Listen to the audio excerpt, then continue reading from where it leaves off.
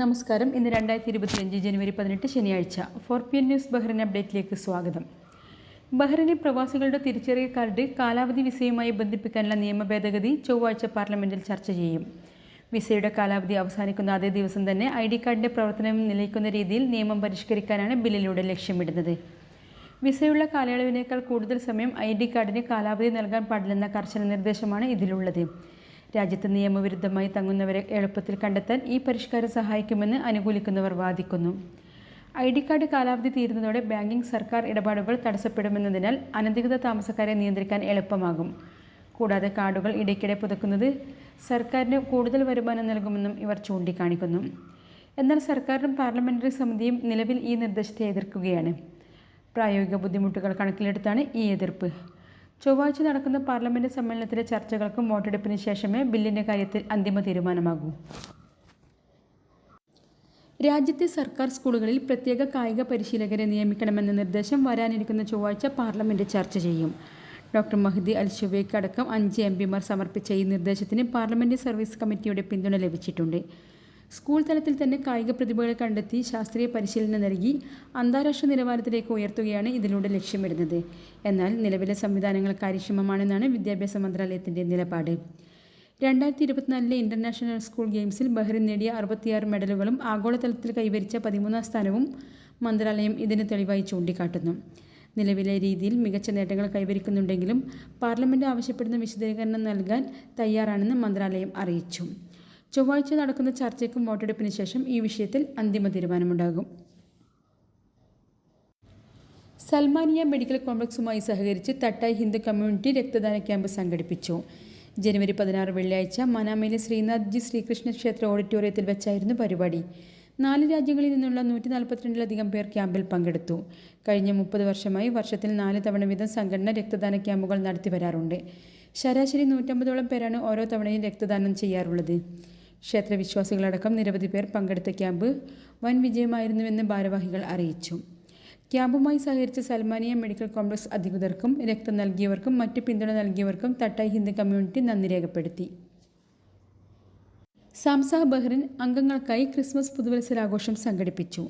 സൽമാനിയ കലവറ ഹാളിൽ നടന്ന ചടങ്ങ് ബഹ്റിൻ CSI ചർച്ച് വികാരി reverend father Anoop Sam cake മുറിച്ച് ഉദ്ഘാടനം ചെയ്തു. പ്രസിഡന്റ് റിയാസ് കല്ലമ്പലം അധ്യക്ഷത വഹിച്ച ചടങ്ങിൽ ജനറൽ സെക്രട്ടറി സോവിൻ തോമസ് സ്വാഗതം ആശംസിച്ചു. 150ലധികം അംഗങ്ങൾ പങ്കെടുത്ത പരിപാടിയിൽ കുട്ടികൾ അവതരിപ്പിച്ച ക്രിസ്മസ് കിറ്റ്, സാന്താക്ലോസ് നൃത്തങ്ങൾ, കരോൾ ഗാനങ്ങൾ, കരോക്കെ ഗാനമേള എന്നിവ അരങ്ങേറി. ലേഡീസ് വിങ്ങിൻ്റെയും കിഡ്സ് വിങ്ങിൻ്റെയും നേതൃത്വത്തിൽ നടന്ന വൈവിധ്യമാർന്ന കലാപരിപാടികൾ ആഘോഷത്തിന് മാറ്റുകൂട്ടി. എല്ലാവർക്കും സമ്മാനങ്ങൾ നൽകിയ സമ്മാനമഴ പരിപാടിയുടെ മുഖ്യ ആകർഷണമായിരുന്നു. സതീഷ് പൂമനിക്കൽ, സാബു അഗസ്റ്റിൻ, അപർണ രാജ്കുമാർ എന്നിവരായിരുന്നു പ്രോഗ്രാം കൺവീനർമാർ. വിവിധ ഭാരവാഹികൾ ആശംസകൾ നേർന്നു. അംഗങ്ങളുടെ സജീവ പങ്കാളിത്തം കൊണ്ട് ആഘോഷം ശ്രദ്ധേയമായി. സതീഷ് പൂമനേക്കൽ നന്ദി രേഖപ്പെടുത്തി. കേരളത്തിലെ മുസ്ലിം സമുദായത്തിൻ്റെ മതഭൗതിക വിദ്യാഭ്യാസ വളർച്ചയിൽ പ്രവാസികൾ നൽകുന്ന പിന്തുണ വിലമതിക്കാനാവാത്തതാണെന്ന് SYF state president Hashim Bafaqi Thangal Koyilandy പ്രസ്താവിച്ചു. മുഹ്റഖ് KMCC ഹാളിൽ ICS ബഹ്റിൻ സംഘടിപ്പിച്ച ഷംസുൽ ഉലമ കീഴനൂർ താജുൽ ഉലമ സദഖത്തുല്ല ഓർ അനുസ്മരണ യോഗം ഉദ്ഘാടനം ചെയ്യുകയായിരുന്നു അദ്ദേഹം. സമുദായത്തിൽ നിലവിലുള്ള സമന്വയ വിദ്യാഭ്യാസ രീതികൾ വിജയകരമാണെന്നും സങ്കുചിതത്വങ്ങൾ വെടിഞ്ഞ് പണ്ഡിതരുടെ പിൻഗാമികളെ സൃഷ്ടിക്കാൻ ഒത്തൊരുമിച്ച് മുന്നേറണമെന്നും അദ്ദേഹം ഉണർത്തി. സലീം മുസ്ലിയാർ കീഴലിൻ്റെ അധ്യക്ഷതയിൽ നടന്ന യോഗത്തിൽ APC അബ്ദുള്ള മുസ്ലിയാർ, സയ്യിദ് മുസ്ലിയാർ നരിക്കാട്ടേരി എന്നിവർ അനുസ്മരണ പ്രഭാഷണം നടത്തി. ഇബ്രാഹിം തിക്കോടി, ജമാൽ മുസ്ലിയാർ, അബ്ദുറഹ്മാൻ മുസ്ലിയാർ, കരീം മാസ്റ്റർ തുടങ്ങിയവർ സംബന്ധിച്ചു. സയ്യിദ് ചാലപ്പുറം സ്വാഗതവും അനസ് ഖൈമ നന്ദിയും രേഖപ്പെടുത്തി. Indian cultural foundation Bahrain national committee ആവിഷ്കരിച്ച റിഫ-ഇ-കെയർ കാരുണ്യ പദ്ധതിക്ക് തുടക്കമായി. തിരുവനന്തപുരത്ത് നടന്ന കേരളയാത്ര സമാപന വേദിയിൽ മുഖ്യമന്ത്രി പിണറായി വിജയനും ഇന്ത്യൻ ഗ്രാൻഡ് മുഫ്തി കാന്തപുരം AP അബൂബക്കർ മുസ്ലിയാരും ചേർന്നാണ് പദ്ധതി സമർപ്പിച്ചത്. കേരളത്തിലെ ഓട്ടിസം ബാധിച്ച 1000 കുട്ടികൾക്ക് പ്രതിമാസം 2500 രൂപ വീതം സാമ്പത്തിക സഹായം നൽകുന്നതാണ് ഈ പദ്ധതി. ബഹ്റിൻ്റെ 42 യൂണിറ്റുകളിൽ നിന്നുള്ള സമാഹരണത്തിലൂടെയാണ് തുക കണ്ടെത്തുന്നത്. റിഫ-ഇ ഷെയ്ഖിൻ്റെ സ്മരണാർത്ഥം നടപ്പിലാക്കുന്ന ഈ പദ്ധതിയിലൂടെ പാവപ്പെട്ട കുടുംബങ്ങൾക്ക് വലിയ ആശ്വാസമാണ് ലക്ഷ്യമിടുന്നത്. കോവിഡ് കാലത്ത് ഓക്സിജൻ പ്ലാന്റുകൾ സ്ഥാപിച്ച് മാതൃകയായ ICFൻ്റെ മനുഷ്യർക്കൊപ്പം എന്ന പ്രമേയത്തിലുള്ള പുതിയ ചുവടുവയ്പ്പാണിത്. ഇന്നത്തെ മണി എക്സ്ചേഞ്ച് നിരക്കുകൾ നിങ്ങൾക്കായി നൽകുന്നു ലുലു എക്സ്ചേഞ്ച് ബഹ്റൈൻ.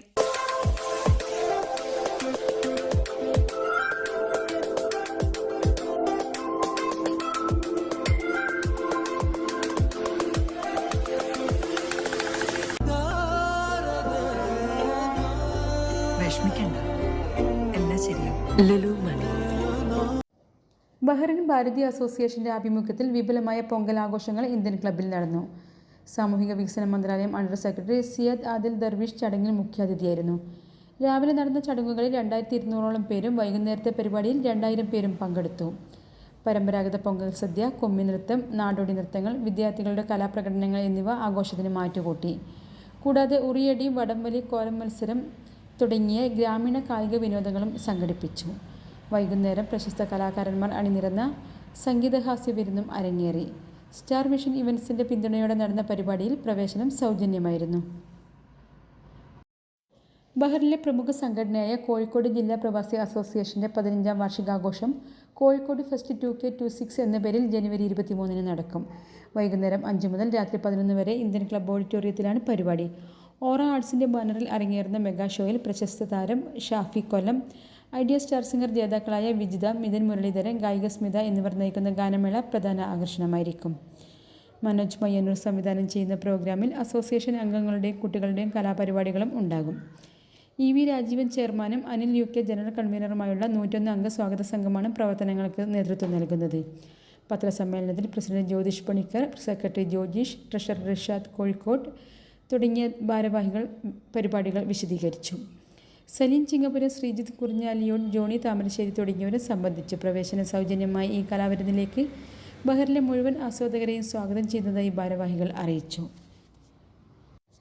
ഇന്ന് രാജ്യത്ത് ശക്തമായ തണുപ്പും കാറ്റും അനുഭവപ്പെടുമെന്ന് ബഹ്റിൻ കാലാവസ്ഥാ വകുപ്പ് അറിയിച്ചു. കുറഞ്ഞ താപനില 9 ഡിഗ്രി സെൽഷ്യസിലേക്ക് വരെ താഴാൻ സാധ്യതയുണ്ടെന്നും അധികൃതർ വ്യക്തമാക്കി. രാത്രി സമയങ്ങളിൽ ആകാശം ഇടയ്ക്കിടെ മേഘാവൃതമായിരിക്കുമെന്നും പകൽ സമയങ്ങളിൽ ചില പ്രദേശങ്ങളിൽ മണൽ ഉയരുന്ന സാഹചര്യം ഉണ്ടായേക്കാമെന്നും കാലാവസ്ഥാ റിപ്പോർട്ടിൽ പറയുന്നു. കാറ്റ് ശക്തമായിരിക്കാൻ ഇടയുള്ളതിനാൽ പൊതുജനങ്ങൾ ആവശ്യമായ ജാഗ്രത പാലിക്കണമെന്ന് കാലാവസ്ഥാ വകുപ്പ് നിർദ്ദേശിച്ചു.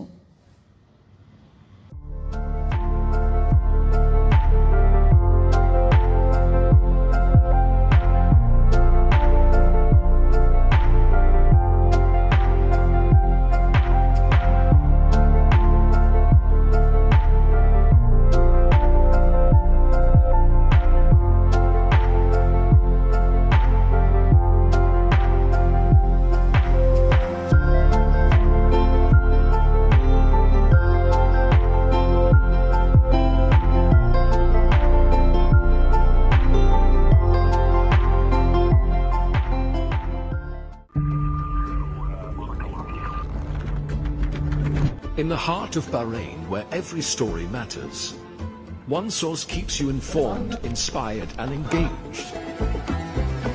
From politics to sports, business to entertainment, we bring you the news that shapes the kingdom.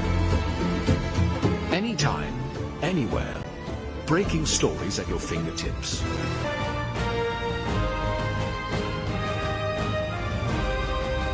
The Daily Tribune, your trusted voice.